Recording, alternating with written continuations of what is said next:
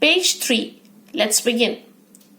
He never looked at the figure before him, without first looking down on this side of himself, then on that, as if he had lost the habit of associating place with sound. He never spoke without first wandering in this manner and forgetting to speak. In these lines, the writer tells us how the old man responded to any query or talk. He was slow to respond. The writer, through these lines, gives us deep insight into the image of the suffering of this old man. As due to prolonged loneliness, he has some disorders. And he could not concentrate and had lost the habit of associating place with sound. Or he could not make out from where sound came.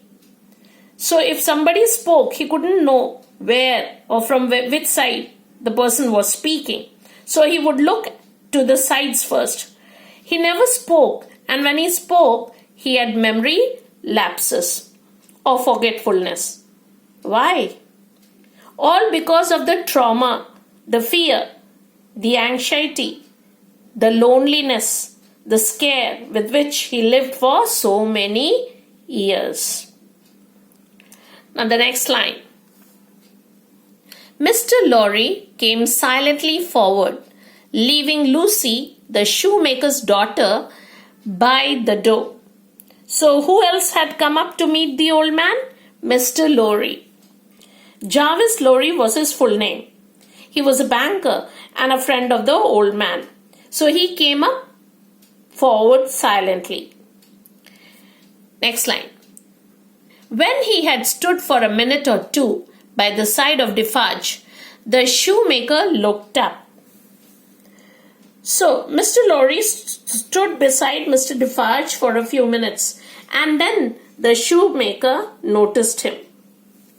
The next line. He showed no surprise at seeing another figure, but the unsteady fingers of one of his hands strayed to his lips as he looked at it.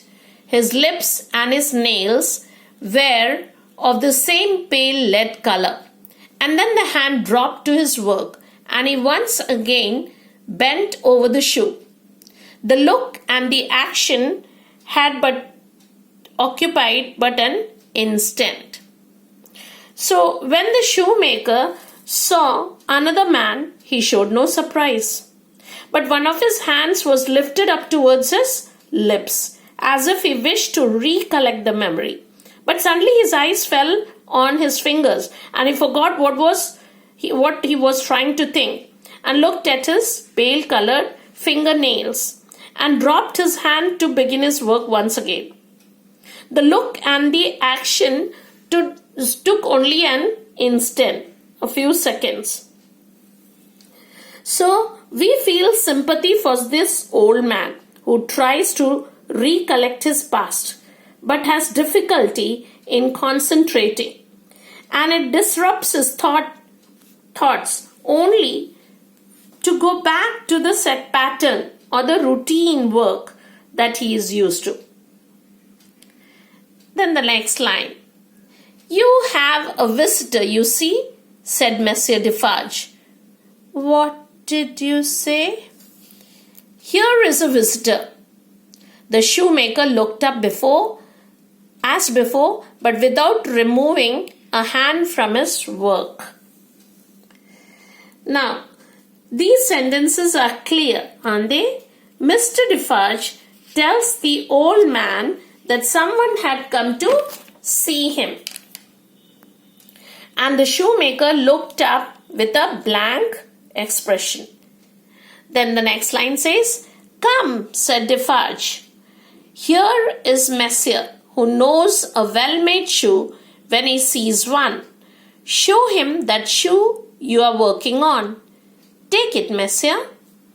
So we know that Defarge is trying to make the old man talk. So he introduces to the old man Jarvis Lorry. He says here is Monsieur or Mr. who can identify or know a good shoe when he sees one, and asks the old man to show him the shoe he was working on. He told Mr. Lorry to take the shoe from the old man. The next line. There was a longer pause than usual before the shoemaker replied, I forgot what it was you asked me. What did you say? Here the poor shoemaker says that he forgot what he had asked. So kids, we have come to the end of today's session. Are you ready for the questions? Right. Part 4, questions based on page 2 and 3. Come on, right? Question number 1. When Mr. Defarge opened the door a little wider, what could be seen? Describe in a single line. 2. What were the things lying near the shoemaker? 3. How was the shoemaker dressed? 4. Why did the old man put up a hand between his eyes and the light? 5. Who was the second visitor to the garret? 6. What was the shoemaker's reaction on seeing the second visitor? 7. Who could make out a well-made shoe? 8. Open inverted comma. Tell Monsieur what kind of shoe it is and the maker's name. Close inverted commas. Who said to whom? 9. What was the reply of the listener?